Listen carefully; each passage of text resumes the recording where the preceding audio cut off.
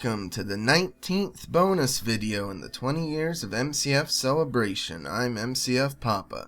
In this video I'm going to be going through the GrandMA era, the 8 games that were developed by GrandMA Studios. At least the 8 games that have been released at the time that I'm releasing this video. The first time GrandMA took a shot at making an MCF game, they made the Harbinger. We're sent to the town of Darkmoor, and right away you can see the upgrade in visual quality compared to the Epics era. The sky's colorful, and most importantly, those colors aren't just a shade of purple. The characters we meet look a lot better too. I'm not entirely sure. I think they use live actors for characters in the GrandMA games, but at the very least their art department does a much better job making them look appealing as character designs than the ones from the Epics era. Talking animations are also improved. They still aren't anywhere close to being realistic, but at least the people don't look as weirdly creepy when they speak. We begin by investigating the death of James Sterling, brother of Allison Sterling. This is clearly something new that wasn't a planned connection when we saw Allison in the earlier games. And in fact, most of the characters are connected to one of our past cases. Nigel Hughes Smith, the illusionist, used to be part of Fate's Carnival. John Abbott had worked on rebuilding Ravenhurst into the Ravenhurst Museum. We even get a reunite with Marge Hale in this game. You remember Marge Hale from The Revenant's Hunt, don't you? One thing I don't get though is that Marge says we helped her and her daughter so long ago. The Revenant's Hunt came out in 2017 and the Harbinger released in 2020. We can generally presume that each game takes place around the time it was released, so I really wouldn't consider only 3 years to be that long ago. We spend the most time in this game with Aisling O'Hara, a mysterious woman who can see the future and predict which characters are gonna die. Something I enjoy in the GrandMA games is that they aren't afraid to use some more unique and cool sounding names rather than just the basic names over and over again. And Aisling is a very fitting choice for her because it means dream or vision in Irish. James, Nigel, John, and Marge all wind up dead just like Aisling had predicted, but we learn in the notes from John a shocking revelation. Aisling is actually a reincarnation of the Dire Grove Banshee created due to the green energy that shot out when the Archivist was defeated in Moss to a Flame. The Banshee has a role as the Harbinger of Death, and so that's why Aisling was able to foresee the other people's deaths. I'm not entirely sure why people die in this game. I guess it's meant to be that because the Banshee wasn't fulfilling her duties, that's why the people seem to die out of nowhere. But anyway, at the end we travel to Dire Grove and set up the ritual to summon forth the Banshee part of Aisling, with the 4 dead people's souls representing the fisherman, farmer, hunter, and blacksmith. I love the verdant appearance of Dire Grove here, where we actually get to see it in a season other than winter, but I would have liked to at least have seen a few familiar locations, even just the Celtic ruins site itself. The game's ending is also quite short. I appreciate at least how the art of Aisling in her Banshee form is referencing one of the wallpaper arts from the original Dire Grove. But Aisling tells us to absorb the green energy to help save the world, and we do that in the final puzzle, but then we get a short vision of the Archivist, and then she says it isn't over, and that's it. Quite a lackluster ending considering the immense lore implications of the Banshee being back. Is she gonna eventually be evil again? Will she be good and reformed this time and become a proper recurring ally for the Master Detective? Who knows? The game doesn't say either way. And yes, it is quite a strange choice to, for some reason, bring the Banshee back for this, but at the very least, it's not, like, totally lore-ruining or anything like that. The Banshee didn't need to get more depth and explanation, really, at all, but it doesn't really affect the original Dire Grove, in my opinion, because I think Aisling only came about due to the green energy, and she didn't exist at the time of the original Dire Grove. I think, anyway. In the Epics era, there were some variations in hidden object scene types, but the vast majority of them were still the standard find the 12 hidden objects. In the GrandMA era, there's an even wider variety of these scene types than there was in Dire Grove Sacred Grove. My favorite in this game is the one where we get cut-out cards and have to match them to items in the scene, which is a nice twist on the standard find items based on a silhouette scenes. They even thought of ways in this game to change up the usual 12 item scenes slightly. For example, you need to find the birds and then you can find the other items. Having a wide variety of hidden object scene types in a game helps compensate for the lack of randomized objects, and all of the GrandMA era games do a great job with creative and different hidden object scene types.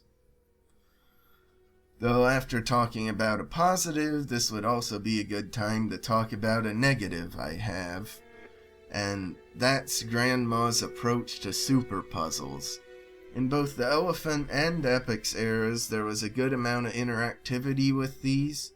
Even though they would often have some smaller mini puzzles in them, you'd still have to click and move many of the puzzle elements around. With GrandMA's super puzzles, they're largely just 4 disconnected mini puzzles that you do in a sequence. While some of the later GrandMA entries, they'd improve on them a bit and add a bit more interactivity, it still isn't on the level of what something like Fate's Carnival had. And this leads to many of the super puzzles in the GrandMA era feeling more formulaic compared to the earlier entries. They're still pretty fun to do, just not quite as super. For the Collector's Edition, there are 20 jigsaw pieces to find hidden in various vignettes across the game. Collecting all of these unlocks an actual jigsaw puzzle, go figure, where you can piece them together and get a cool new artwork. Typically in the GrandMA era, these wallpapers for doing the jigsaw puzzles are a step up in quality from the wallpapers unlocked from the start, and often they're my favorite of the wallpapers in the games. There are also 2 tarot cards to find in most of the rooms. By collecting all of these, you unlock a virtual tarot card reader. This is a full deck worth with cards themed on various characters from the MCF series, and you can use them to get your fortune told. But that being said, I really don't think you should ever try to make life decisions based on advice from a hidden object game, but if you want to, you could. In the bonus game, we play as Aisling's spirit getting in touch with her Banshee side, taking place at the end of the main game. This emphasizes the duties she's expected to have as a Banshee, finding souls and guiding them to the land of the dead. The environments here are really nice. They're very green and peaceful, and they feel like something straight out of some sort of fairy tale. And we also get to meet Puka here in the bonus game. Puka's a very weird looking creature who acts as our helpful guide to get in touch with our Banshee side. And okay, yes, a weird blue mystical floating head that is able to transform into a horse that pulls the death carriage is kind of strange even by MCF standards. But at the very least, it's something very unique to introduce in the series. It's not just trying to do the same old, same old. And at the end credits of this bonus game, we even get a teaser for the next game showing the return of Charles. The Harbinger might not exactly be reinventing the wheel with its game, but it made a much better first impression on me than Key to Ravenhurst did. I've replayed all of these GrandMA era games 3 times, once when they were new / for the Blind Let's Play series, once when I did them for the non-commentary, and this past summer I felt the desire to do a marathon and replay the entire GrandMA era. And now granted, 3 times isn't a lot to want to replay a game, but feeling the urge to replay a GrandMA game for my own enjoyment, not just for a video, even if it's only 1 time I wanted to do it for fun, that's something that most of the Epix games have never made me want to do, even ones I like Moss to a Flame. Following up on the teaser of Charles, they made Crossfade. This game's unique because it was the first ever Let's Play with commentary I made on this channel, starting a tradition where I would always make a blind Let's Play of each new entry in the series as they came out. And for that reason, the game's more special to me than the other GrandMA games. This game picks up immediately where the Harbinger left off, and we soon arrive at a weird time room which serves as the central hub. We go to 4 sections over the course of the game based on Ravenhurst, Madame Fate, Broken Hour, and the Black Veil. These are actually traveling to the events of those games and working to fix the messed up timeline in them, due to the green energy altering the course of time in all of them. Now I do think though it's kind of disappointing that we just had a throwback styled game in Moss to a Flame, and they chose 3 of the same series to reference in Crossfade. If I was selecting games from past eras to feature, I would select Huntsville for a chance to reunite with some of the wacky villains from Stain, the sinister talkers analyzing indigo napkins, Dire Grove for a chance to experience the evil Banshee again, not the questionably maybe good version we saw in the Harbinger, Shadow Lake to see the town of Bitterford in a new light, and the Revenant's Hunt to hopefully have a better looking and more interesting experience than the original game. At least in Crossfade, even among the similar games, there are quite a few differences to how they were portrayed. And there's a lot more newly designed rooms that are just inspired by the earlier games while still being unique and not just shamelessly copy and pasted. For the Ravenhurst section, it was based on Return to Ravenhurst, while the one in Moss to a Flame was more based on Key to Ravenhurst. We actually get to see Rose Somerset again here, and even though we can't rescue her now, we work to set things up so she can be rescued by our own past self. It's probably a good thing in this section that we didn't bring up what was gonna happen to Gwendolyn and Charlotte. We didn't need to subject Rose to even more hardship. In the Broken Hour timeline, we work to stop Meredith Huxley once more. This time she has even gotten a bit of superpowers due to the green lightning. What's nice about this section is we even get to see some of the town outside of Huxley's boarding house, and I'd like to give a special shout out to the super puzzle located here, which contains a small puzzle based on those found in The Witness, and I love The Witness as a puzzle game. In the Madame Fate era, Alistair has trapped Madame Fate in the mirrors, and then was able to use the Ball of Fate to get immortality. Madame Fate's voice is okay. I'd say it's slightly worse than the Fate's Carnival one, and still nowhere near as good as the original Madame Fate's. However, the voice they chose for Alistair in this is just horrible. Not this time, you old hag. He sounds way too young and almost cowboy-esque, which totally destroys any credibility of him as a threat.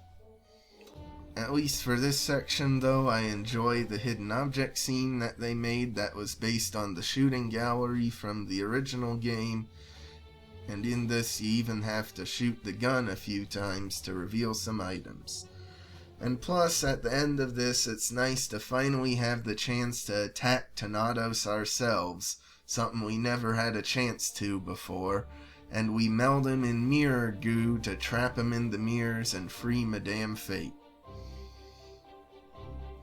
In the transformed timeline in the Black Veil, Richard and Anku got merged together, so we have to work to separate them, and then after we do that, we have to work to save Allison. Anku decides to give Allison a second chance, the same as she gave us a second chance in the Black Veil, so it's nice to see some character consistency. Though, maybe we should have also asked Anku to give a second chance to Allison's brother, but I guess he had to die in order for the Banshee to send us here for the sake of the timeline, and if he didn't die, then it never would have happened.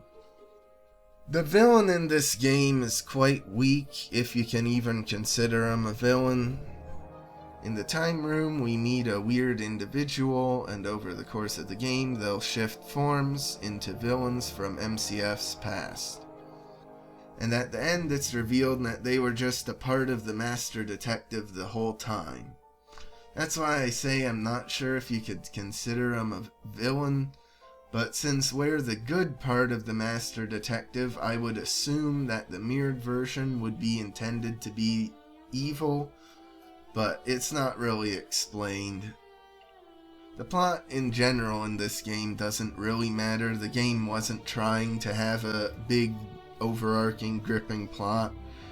It's just basically a way to provide an excuse to revisit old areas again, and I don't mind the plot being kinda lackluster because they did a pretty good job with the old parts and the smaller plots in those sections.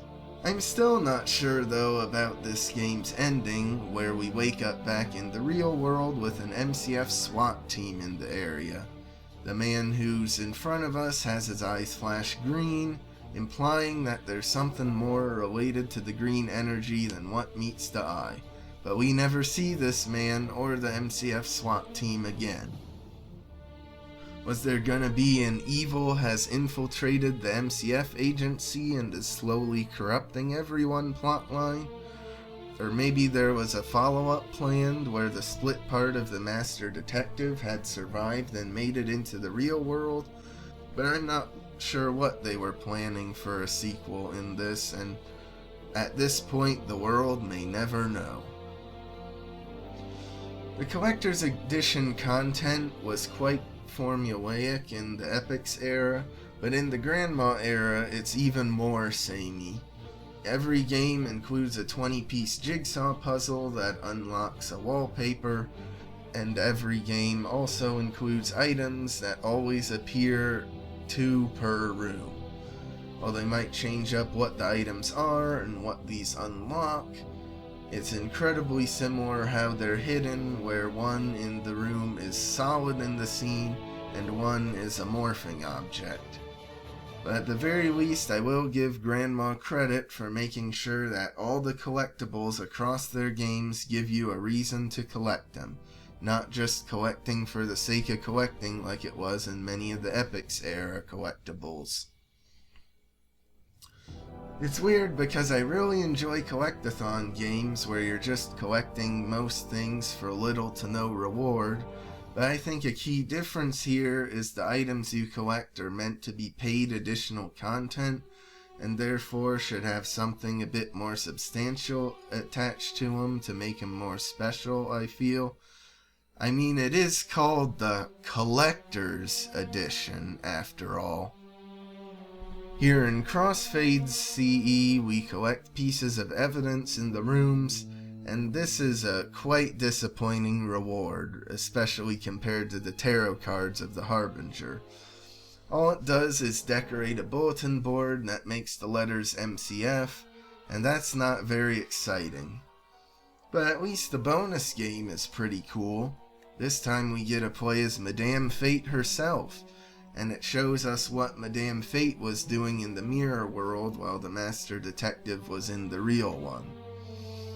I'm not entirely sure if this mirror world is meant to be the same as the one in the Countess, but it looks far more visually interesting.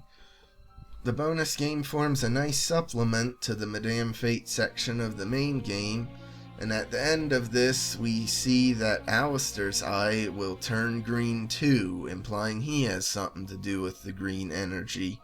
But once again, this was something that was never followed up on. Crossfade's another pretty solid entry, even if it only really has the one truly brand new room in the Time Hall. It even managed to make me appreciate Broken Hour and the Black Veil ever so slightly more, so I do give it massive props for that. Incident at Pendle Tower came next, and while it's still an okay game, this is the least interesting of the GrandMA era games to me, especially compared to the titles before and after it. We're sent to Pendle Tower to investigate strange events being reported by the construction crew. And in this opening cutscene, they actually did use a live actor, but I mean this barely counts as live action. It's even less screen time than what Charlotte had in Ravenhurst Unlocked. We don't even get a proper look at his face, and it's from some nameless member of the MCF agency whom we never see again. Why wouldn't they use live action for an actually important character in this game? I don't know. We arrive and meet Verity Wright, another really cool sounding name. Verity doesn't do much though in the game. She just hangs around in the surveillance room while we go deeper into the building alongside Terrence Kane the Builder. We have to save Terry from all sorts of mishaps in this story, from almost falling off a building to almost getting eaten from vines that feed on spiritual energy. Apparently a construction worker like Terry is a powerful medium. At least that's what I think the game is trying to imply, but nothing's really done at all with Terry's alleged psychic powers in this game, so I don't know what they were really going for with that revelation. Other than those two living characters, the only other notable characters we meet are Millicent Keaton, the Flapper Girl, and Bobby Riley, the Kid. These two are both ghosts, but not technically ghosts because they didn't actually die. They were just part of an experiment that went wrong and turned them into intangible spirits. We briefly enter a mirror world in this game. Again, it's not clear if it's the same as the one from the Countess.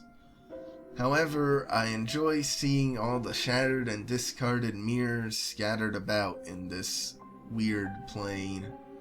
At the end, we're able to stop the distortion caused by the experiment and restore Millicent and Bobby to corporeal forms, which is very reminiscent of the ending of Escape from Ravenhurst to me. I'd say the story of this game is the most boring of the GrandMA era, to the point where when I was writing the script for this section, I was actually yawning quite a bit. And now that I say that, I yawn here too. I literally didn't intend to, but I guess just thinking about yawning made me have to yawn. This game's story seems more like a first draft they did and didn't have the time to go back and polish it up to make it a lot better before release. And it really feels like it could have used a bit more time in the oven. What doesn't help is that there really isn't any antagonist at all. From the title screen, you'd think that the antagonist would be Dr. Stephen Corman, who was responsible for the experiment and looks kind of sinister on the title screen. But no, he's not shown to be evil at all in the bonus game. The only thing is that there's a painting that shows him with red evil eyes, but this isn't reflective of the real man. I'm not sure, maybe they intended for him to be the villain but rewrote the script at some point. It's unclear.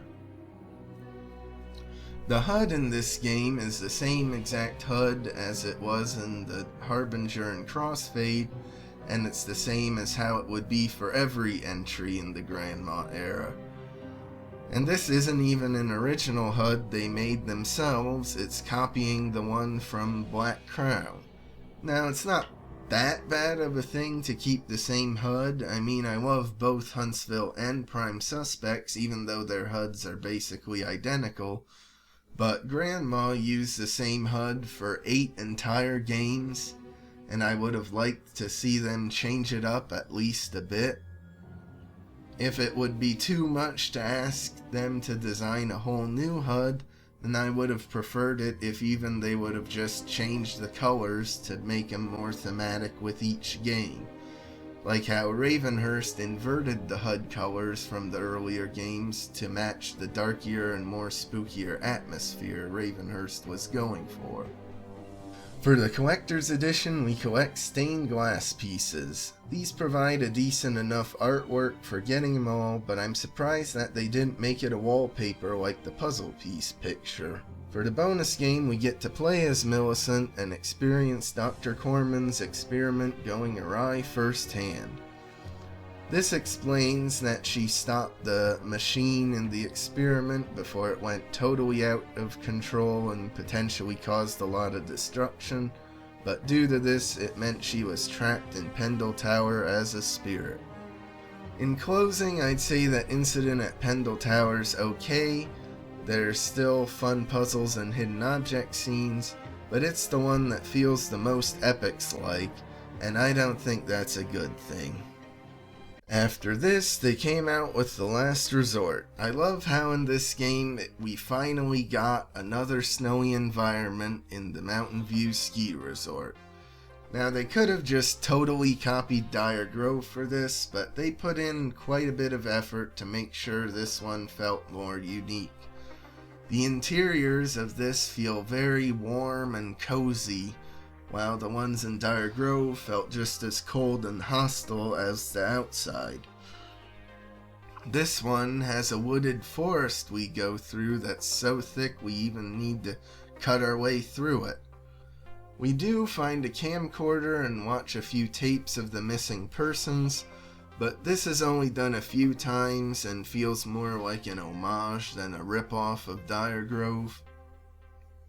In this game, we're on the search to rescue Simon Wells. Oh, excuse me, Lord Simon Wells, and his friends Katie and Ronald, who have gone missing at the resort. For the puzzle where we're trying to make a path through the woods, they give us the option to choose either an easier or a harder version of the puzzle, and I appreciate this as a choice to allow players to play more how they feel like playing.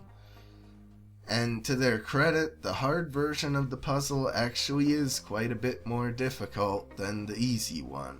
However, this sort of choice only appears in a few puzzles over the course of the GrandMA era. It usually only appears in like 1 or 2 puzzles in each game going forward, and I'd love to have seen it done more often. Even if it's only done very rarely, I do appreciate the extra effort of creating a second version of a puzzle. When we find Lord Simon and his friends, they're held trapped in balls of energy, and we soon discover that the monster doing this is Dolores. She was a good person, but the townsfolk of Mountain View captured her and did a ritual that split her good spirit from her body. Dolores is kind of Banshee-esque, however her appearance isn't a spirit, more of like a zombified corpse.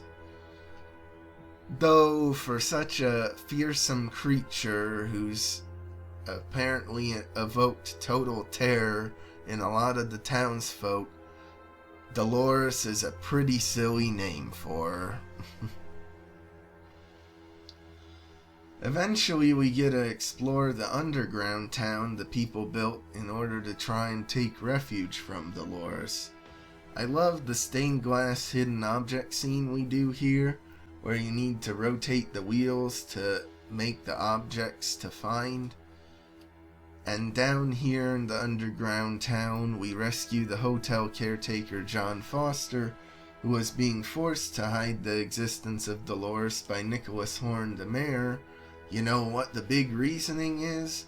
Because having an evil, murderous creature filled with pure hatred is bad for the tourism industry in the town. Money, the greatest evil of them all. In a fun map puzzle, we managed to triangulate the location of Dolores' place of power. And here we even get to see the spirit of the good version of Dolores. And by destroying her pillars on the roof, we're able to finally lay her to rest. There are a few oddities in this ending though. Dolores has a lot of green energy surrounding her, but it doesn't seem like it's the same green energy from the Harbinger or Crossfade. At the very least, The Last Resort makes no attempt to connect it to earlier games, so if it is intended, it's not clear. And this game also has Nicholas Horn at the end getting arrested and vowing revenge, but once again this is a teaser that hasn't gotten any follow-up. This time in the collector's edition we find house details in the rooms, and by getting them all, it unlocks a little diorama of the town of Mountain View. In the bonus game we get to play as Kate prior to the events of the main game, and we even get to spend some time with Lord Simon and Ronald before they all got controlled by Dolores. In the last puzzle of the bonus game, the three of them all try to stop Dolores and they all fail. Do you know why? Because the main game's plot has to happen. And even though, yes, the game has some elements that are similar to Dire Grove, I think The Last Resort's a pretty solid entry in its own right. And hey, the title itself is making a pun since we visit a ski resort in the game. That's gotta give it a bit of bonus points at least, doesn't it? And now for the Dalimar Legacy, what I would say is the best game GrandMA's made for this series so far. In the beginning, we're headed to a gala honoring the Master Detective for all his years of service. However, we soon get teleported back in time due to the green energy. And while it wasn't clear if the green energy was related in The Last Resort, it seems pretty evident that the energy in this game was the same as we saw in the Harbinger and Crossfade due to its time and reality altering properties. We soon discover we're in the body of none other than Charles Dalimar. Now at this point in the series, I was getting pretty tired of the Ravenhurst storyline, which had gone on for so many games and gotten referenced so many times as well. I like what they did with the Ravenhurst section in Crossfade, but honestly if they had chosen some different game instead of Return to Ravenhurst for Crossfade's section, I probably would have liked it just as much. However, even though I was getting a bit tired of Ravenhurst, the story they told in this game was excellent, and it more than justifies adding yet another game to the Ravenhurst storyline. For this game's story, we get to play as Charles in the past, working to foil all of the plans that he's set up. We get to see Emma Ravenhurst again, this time actually alive. And we make sure she's able to leave England for good and head to safety away from Charles. We also send messages ordering the construction workers to immediately stop building Ravenhurst Manor. And we free some of Charles's other victims, James Bradley, the builder, his mother Kathleen, whom we have to restore her soul to her body, and Angelica Morgan. With Angelica, we make sure to give her a bunch of evidence so that Charles can face justice for his crimes. Now, they could have made some confusing way to try and revive Charles again in the modern day, but I appreciate that they chose something a bit more creative setting it in the past. All we got from this time period previously was just secondhand documents like Emma's diary, so I love getting to actually experience it for ourselves in this game. Something interesting is that Charles is designed to resemble how he was in the original Ravenhurst, having hair, not the bald look, recreating how Dennis Kleinsmith portrayed him. I suppose since the timeline is being altered, they wanted to give Charles a new look for entries going forward, and so that's why they changed it. It's great to finally get to see the actual town of Blackpool here, having a chance to see the city itself in a game. The only times it's appeared before in the series is in the Blackpool Mysteries tie-in novels and the failed mobile game Spirits of Blackpool. It was clear from the contraptions we found in earlier Ravenhurst games that Charles had quite a bit of technical skill, and this game dials it up even more in the environments we visit.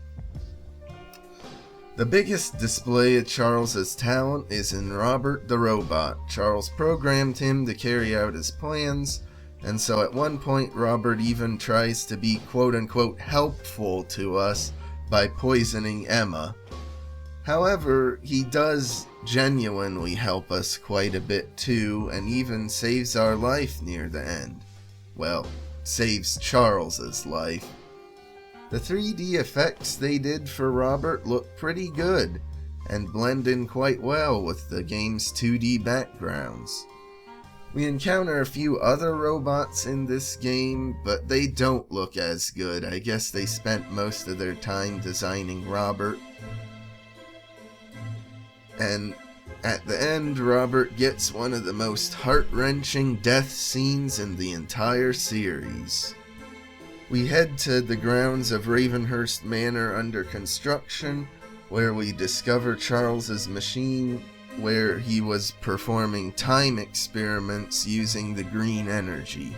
We manage to open a portal swapping us back, so the Master Detective at least doesn't have to go to jail for Charles's crimes. And we briefly get to see Evelyn Ravenhurst, who's the great-granddaughter of Emma, and she serves as proof that our transformation of the past was for the better and successful. With this game, much of the MCF series lore has been reset. No Ravenhurst happening means that Madame Fate also doesn't happen because Charles's ghost wouldn't be able to kill her. And neither do the games that reference Ravenhurst, such as Rewind, Moss to a Flame, and Crossfade. It's bittersweet that so much was wiped out of the timeline, including the amazing Ravenhurst trilogy that Big Fish Studios made. But on the flip side, Key to Ravenhurst and Ravenhurst Unlocked have also been erased from the lore. Woo! Woo! Yes! Yes! Yes! That's probably GrandMA's single greatest contribution to the whole MCF series, and I give him massive props for doing it. In the collector's edition, we collect medallions in the various rooms, and getting them all unlocks a diorama of Ravenhurst, but I'm not really sure what this is supposed to be. Is it maybe meant to be Charles envisioning how he hopes his so-called happy family will look like? I'm not sure, and it doesn't really make sense considering the timeline's been shifted away from this. So, I don't know what it's supposed to be. Maybe just a nice send-off to the past. And that's all they were going for. In the bonus game, we get to play as Angelica Morgan, where we work to report Charles to the police, all while avoiding being hunted by one of his robots. In this, we also meet Goliath, a white cat who can talk due to the collar Charles made for him.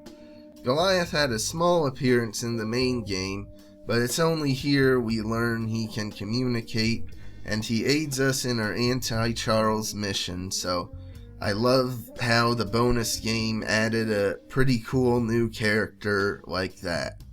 And in the end of the bonus game, we see Charles thrown into a paddy wagon and locked up, and we even see that Angelica has fixed up Robert. Isn't it great that we managed to give Angelica a nice happy ending?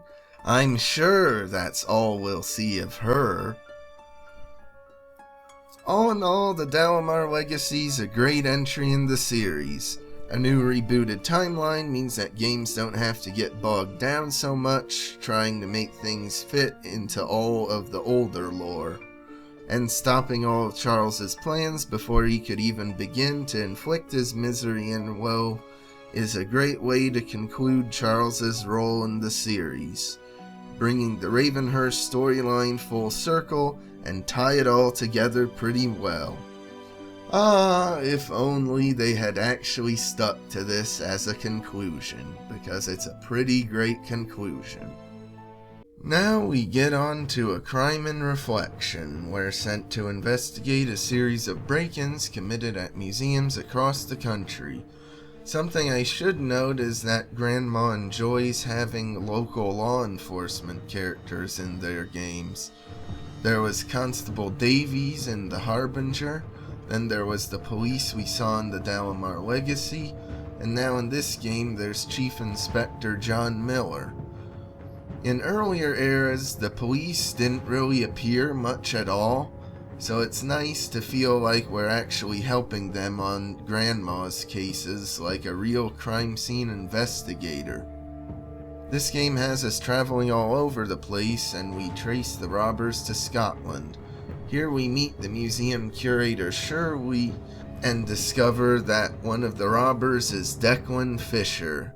And here we get another great name in Declan. We go on horseback to Declan's house where his stupid dog Daisy almost burns the place down. Don't get pets, people. Or maybe do get pets, because then we put Daisy to work tracking down Declan into the wetlands. And it was thanks to this game I even learned that Scotland has wetlands. Declan's friends go into the mirror, but Declan himself wants to talk to us, but he's pulled inside by the game's villain, Mary Ann Cotton, aka Bloody Mary. Now in 13th Skull there was an Easter egg if you checked the bathroom mirror, where the master detective said he'd save that mystery for another time. So how about that for continuity in the series?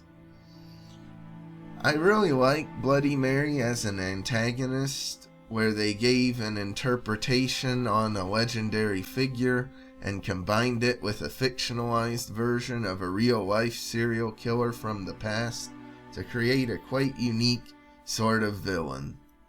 Once again, we investigate a mirror dimension, and once again, it's not clear if it's supposed to be the same as the one in the Countess, though in this game the master detective does reference it in the journal. This time they got creative with the camera perspective for some of these rooms, like the room with the ghost children and the dining room where Bloody Mary has arranged her victims. It's a bit weird how in 3 separate games GrandMA included some sort of mirror world, but I'd say it's done the best in this one. While here, we also finally get to talk with Declan, and we head back into the real world shortly after. In the puzzle to search for Mary's grave, they used clearly AI-generated images. And in the next entries, they'd also implement some AI images into those games. Now this is incredibly disappointing to me. I've grown to really hate AI quote-unquote art over the past year or so, and I hate that GrandMA are including it in MCF. I just don't understand why they would even do this, because like 99% of the assets in the game aren't AI generated, and these all look great. So why did they feel they absolutely had to use AI? Could they really not pay their art department for a day or two of extra work to whip up some new relevant images to put in this game? I don't know. Maybe they're just getting started and trying to see how much AI people are willing to accept in these games. After finding Mary's grave, we meet with Alexander the priest. Then we head to a museum in Lionstown to get her mirror. Then we head back into the mirror world in order to free Alexander, who's been chained up here by Mary for 140 years. And then he sends us to a weird dining room where Declan and his 3 friends are found dead. It's just very hard to care for these deaths, because Declan's the only one that we actually talked or interacted with. All we see of the other 3 is them jumping into the mirror. The 3 other robbers are so unimportant that I'm not even gonna bother saying their names for this video. In the dining room encounter, we manage to get away from Mary thanks to help from Alexander, and we find ourselves in a clothing store. And then after this, we head to the Dorset Prison Museum where Mary's body lies, and then after this, we take her body out to a cemetery to lay her to rest. I told you we get around a ton in this game. With Alexander's song he sings as we're at the graveyard, I think it's supposed to be a monk's chanting. It sounds kind of like that. And after putting her to rest, the master detective at the end will open up a folder revealing that Evelyn Ravenhurst is the new head of the MCF agency. It's a cool reveal to finally learn what her name was, since they didn't in the Dalimar Legacy, but there is a very strange inconsistency here. In the ending, she has her updated design that would also appear in the next games, but in the opening of A Crime and Reflection, when she gives the Master Detective the assignment, she uses her older design from the Dalimar Legacy. I guess they just didn't want to bother updating the intro cutscene? I'm not sure. For the CE, we collect picture fragments, and these unlock some extra scenes depicting the life of Mary Ann Cotton. It's a nice bit of extra lore, but unfortunately they didn't organize these pictures, and they're all out of order if you want to view them at the end. In the bonus game, we play as Carol, a Victorian-era woman who has her friends over, and they all decide to summon Bloody Mary. I think it's very funny that apparently even back in the day, women would have slumber parties like this. In the game, we work to free Carol's brother George from Mary's possession, and then lock her mirror away until it would eventually get rediscovered by Declan.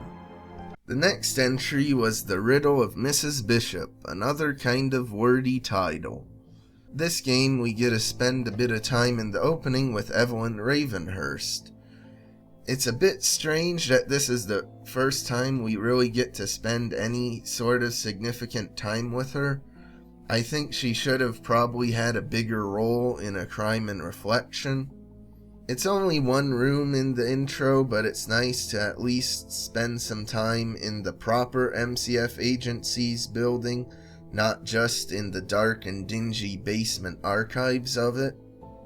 Agnes Bishop shows up at the MCF agency muttering something about Dalimar, and that's enough for the master detective to be called onto the case.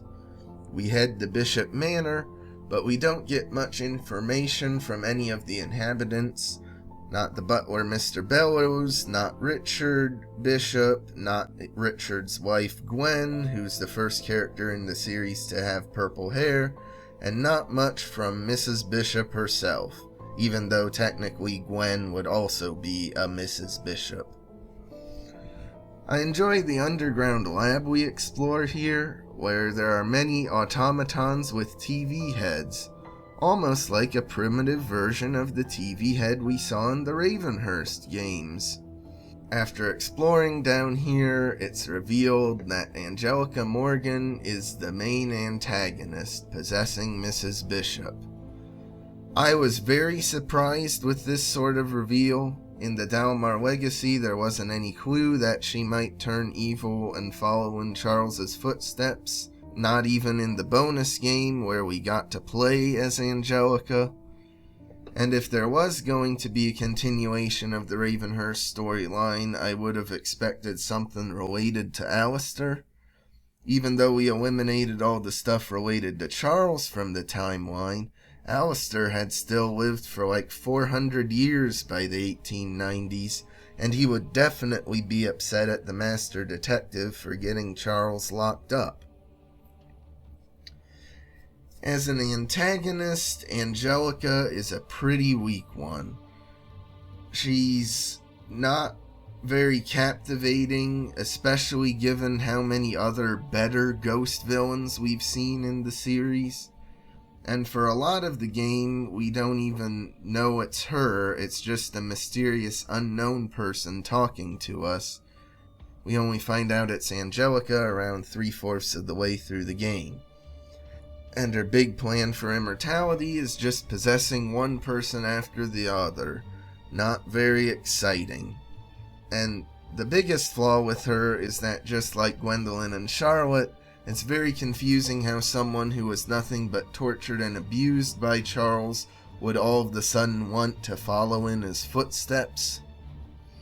I will say I enjoy the soul transfer device she puts on our wrists, and GrandMA finally do something different with the HUD in this game, where the snake bracelet is attached to it, and it ticks down as it sucks out more of our soul and gains more power.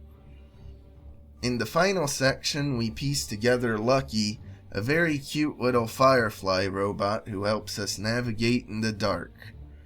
But in the final room, we once again don't spend enough time with the characters for me to really care that they're being threatened.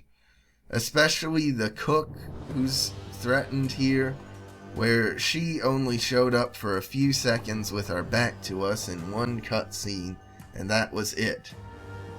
But at the very least, at the end, we managed to save all of them.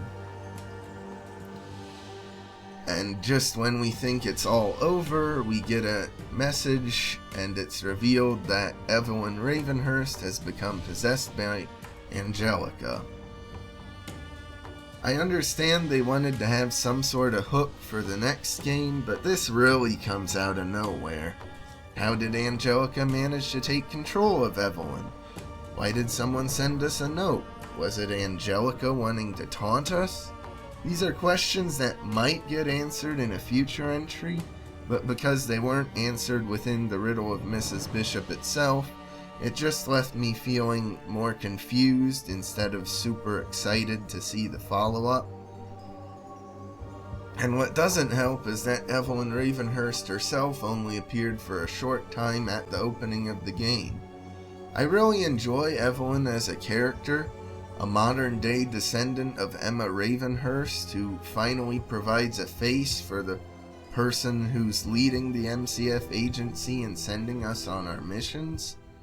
But I think this sort of plot point was done way too soon. They should have held off on the plot of the Riddle of Mrs. Bishop for another game or two, and instead done more isolated stories where we got to form more of a bond with Evelyn. If we had gotten like one whole game where we spent time with Evelyn in the field alongside us, then the twist at the end that she's in danger would have had a whole lot more of an impact.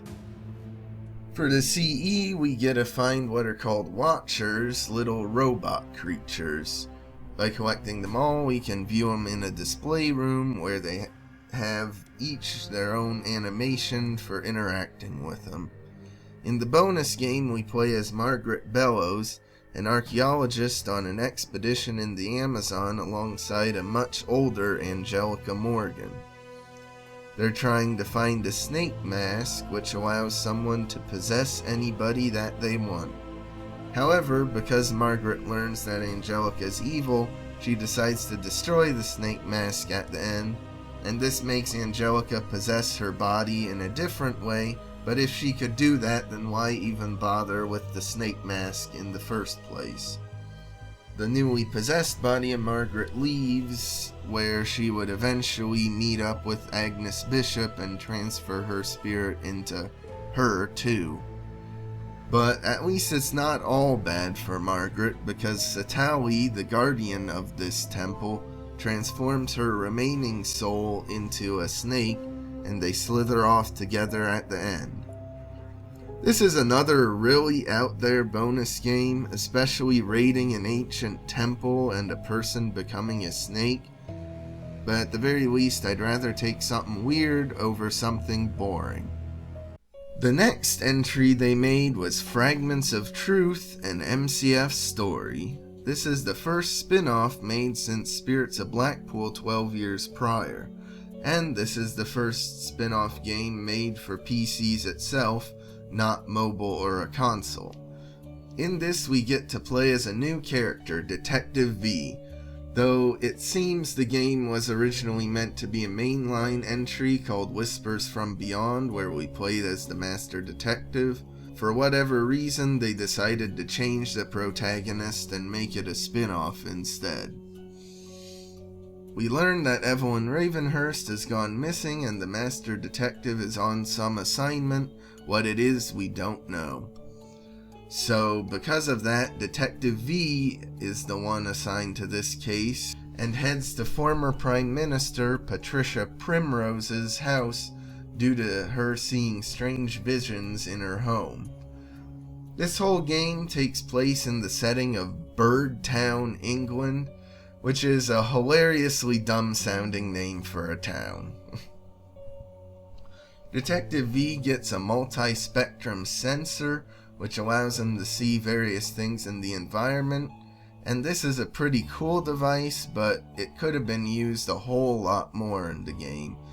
The main use for it is just one hidden object scene. We head to the Birdtown News, where we meet the helpful but a bit clumsy Brian E. Hashford. We learn the ring Patricia had is from Yusuf Kensington, the first ever person in the series I'd consider to be a hippie. Boy, with names like Brian E. and Yusuf, they were really on fire with cool sounding names in this game. We soon discover that Eric Harlow is the one trying to collect all the artifacts that we are also looking for, and so most of the story involves V trying to collect them before Eric is able to. And they gave V some really nice looking settings to explore in this game, from a high society auction at the Bar Phantom to a high-tech yacht in the harbor. Eric is so consumed with collecting these artifacts because he believes they can bring back his parents who died in a car crash when he was young. However, he was misinformed because the artifacts, when combined, reveal a mysterious message. This message is quite vague, and it's not clear exactly what it's building up, but it is supposed to be some sort of teaser for the next entry starring the Master Detective. Something I like with this ending is that they didn't have Eric get all mad and attack us after finding this information out. Instead, he falls into despair, and we have to save him from jumping off of the bridge. And so, hopefully, since he survived, Eric is able to get the help he needs after the events of this game. I wouldn't mind seeing a reformed Eric come back in some future entry. The most disappointing thing about this game to me is the protagonist, Detective V. First of all, their name is very dull. The Master Detective has a name which clearly indicates they have the top rank in the agency, while at the same time it's something you can easily identify them by. Detective V just goes by a letter, even though the other agents that we met in Moss to a Flame don't bother with any code names. They're perfectly fine using their full names. This would have been a perfect time to do a callback to Huntsville, where we learned how the MCF ranks worked. Since it's supposed to be Detective V's first case, why not have them named Flatfoot? Or if you want a cooler sounding name, then why not call him Shadow Master, Special Agent, or even Sleuthhound would sound better than just Detective V.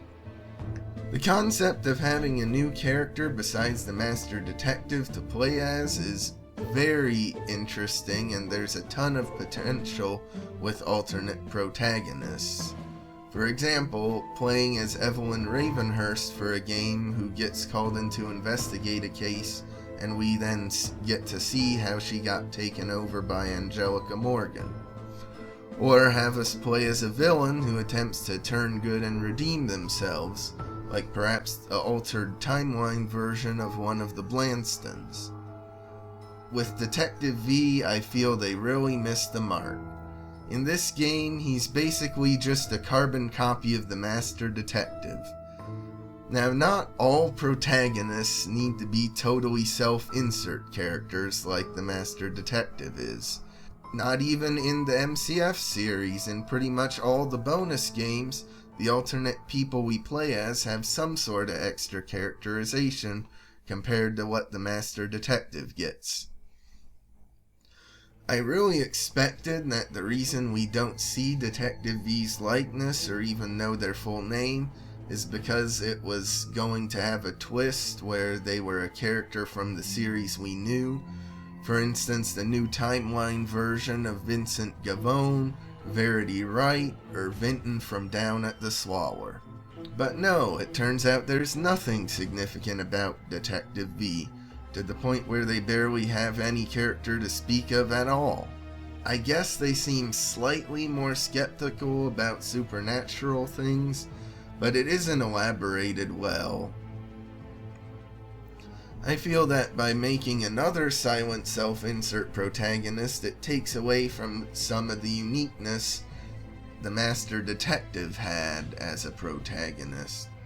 And that begs the question, if the game was originally going to have the Master Detective for the protagonist, and Detective V is pretty much a carbon copy of the Master Detective, then why not just keep the Master Detective as the person we play as? The story would be basically identical. It's a real shame because there were so many cool things they could have done to make Detective V stand out. Probably the biggest distinction they could have made is not make V silent, actually give him a male or her a female voice, which we hear throughout the game talking both to themselves and to other characters. Maybe have V make a mistake or two in the game to show that they're inexperienced compared to the Master Detective. Maybe use a different font in the journal to show that V has different handwriting than the Master Detective. Write V's observations to have a different personality, like maybe they're more brash or more witty in their journal compared to the Master Detective. I think it really takes away any future potential by limiting V so much.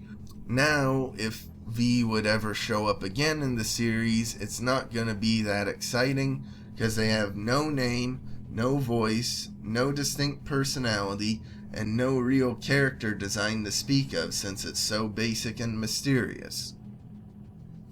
When I think of a character like Francis Boyle, I can at the very least visualize how she looked and acted in The Revenant's Hunt.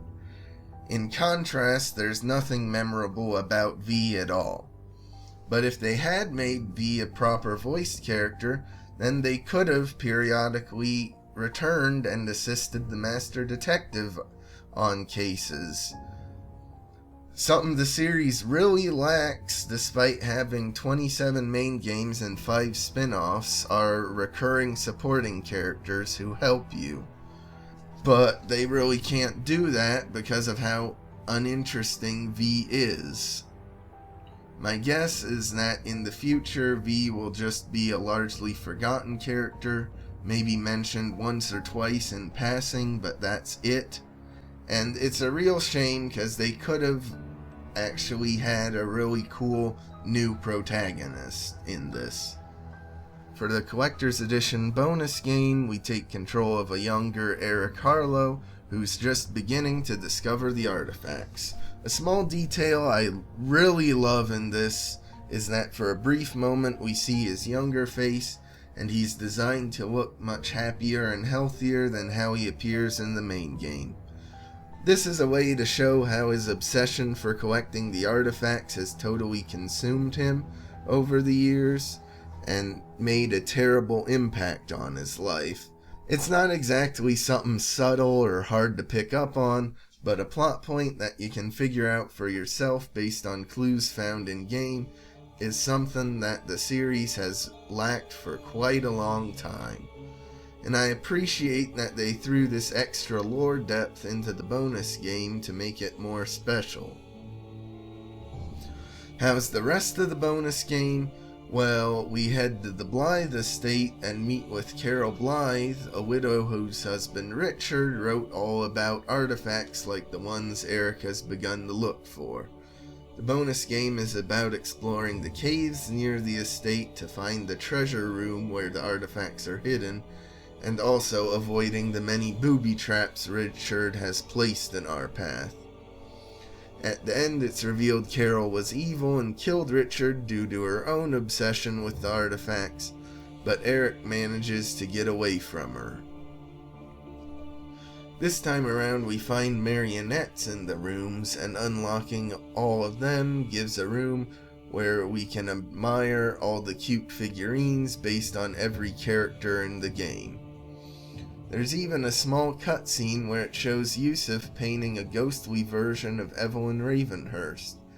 Given that the human figure of Evelyn is all broken up in this, it seems like a hint that things aren't looking too good for her.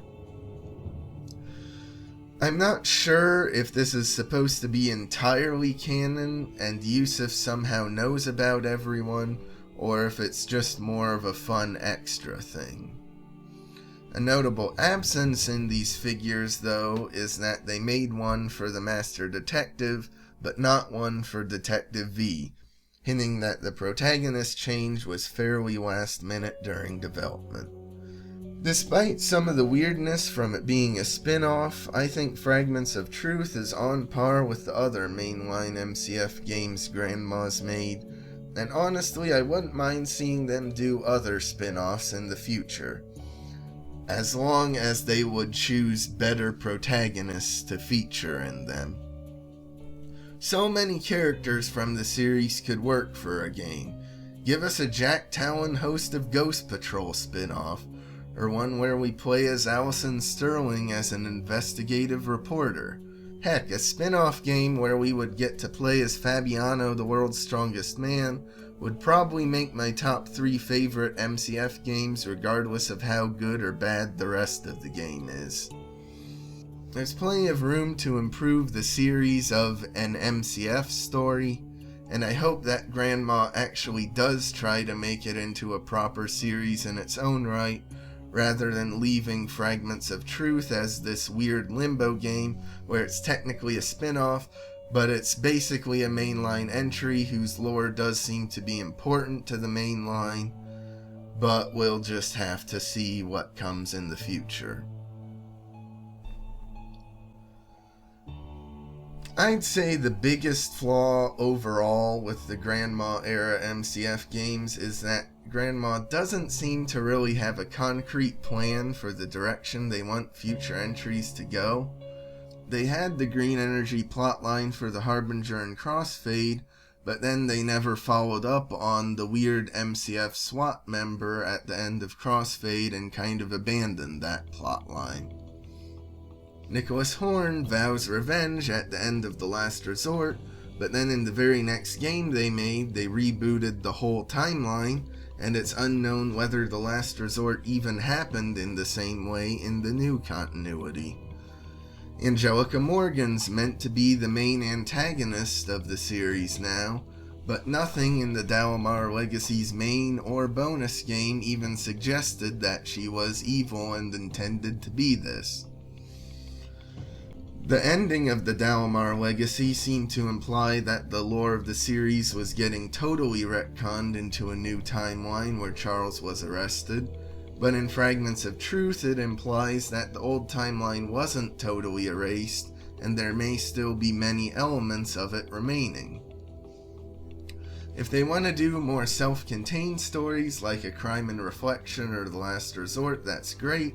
If they want to do multi-game story arcs, that's great too, but I just would like to see a bit more care and planning put into them in the future. But speaking of the future, of course this isn't the end of the GrandMA era yet.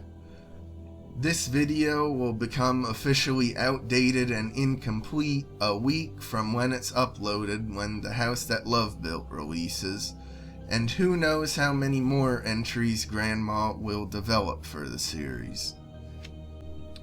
The MCF Retrospective is going to continue someday when I will release Part 7, but I have no idea when that's gonna be.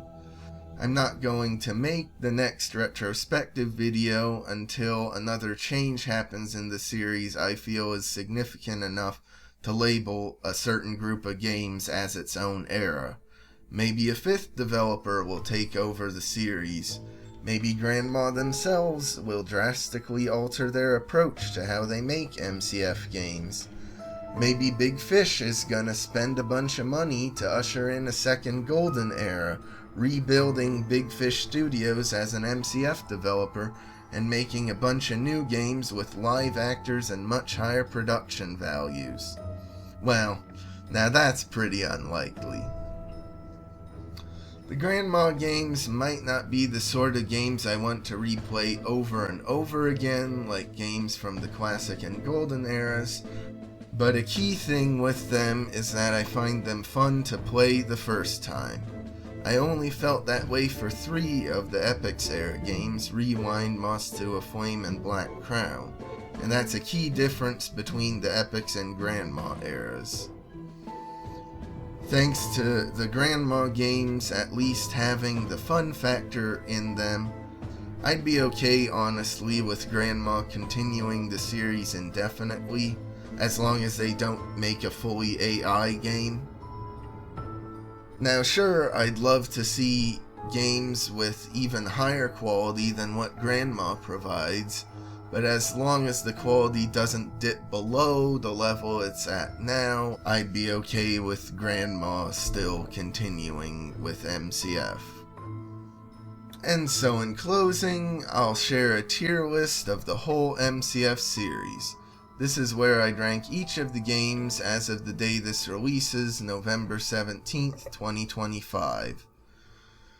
In case you're wondering what my thoughts are on why I would place a game in a certain spot, just go and watch that games section in the series. I hope that would explain it, because I'm not gonna repeat myself here and have the thing be another several hours. By the way, fun fact, my original idea to celebrate the 20th anniversary of MCF was just going to be a tier list video briefly ranking each of the games in the series. Then that expanded into doing a 6-part retrospective, then I decided that wasn't enough and decided to make 20 whole bonus videos. In a retrospective on this retrospective, I suppose it was worth writing a grand total of 55,214 words in the scripts for this series. It took loads more time and effort to record and edit than the usual Let's Play videos. But at the very least, now there's a place where all of my thoughts on the series are archived. I don't really think my ranking of these games will change that much through the coming years, but you never know. I might change my opinions on some of the more recent entries with the age. Maybe a new developer will totally outclass GrandMA and make me view these GrandMA games a lot lower. Or maybe the series will get taken over by AI and I'll long for the days when Epics ran the series, because at least they didn't use AI. I'm not sure exactly what the next eras for MCF are gonna be, but I'm gonna keep on playing the new games as they come out and keep on loving to replay the older ones. Thinking it through logically, if I loved the older games in my formative years all the way through to my 20s, then I'll love them even more in my 40s and 50s when I'm actually the common age and target audience of people who play games on Big Fish. If I still remained a fan even after key to Ravenhurst's lore changes, I don't really know what they would have to do lore-wise to get me to stop caring about the new games. Maybe if in a game they decided to make Fabiano into a genocidal maniac hell-bent on world domination, that might be enough to push me away. But even if I totally quit playing the new games, I'll keep on playing the old ones. And I know that through thick and thin with the series, through the carnivals and the small towns, through the suspect investigations and the ghosts laid to rest, through the snowbound lands and the places where the sky is always purple, and through returning to Ravenhurst for the umpteenth time, even though the storyline probably should have just ended at Escape from Ravenhurst, I'm gonna remain a Mystery Case Files fan. And that's good enough for me, so like and subscribe if you want, and I'll see you tomorrow for the 20th and final bonus video.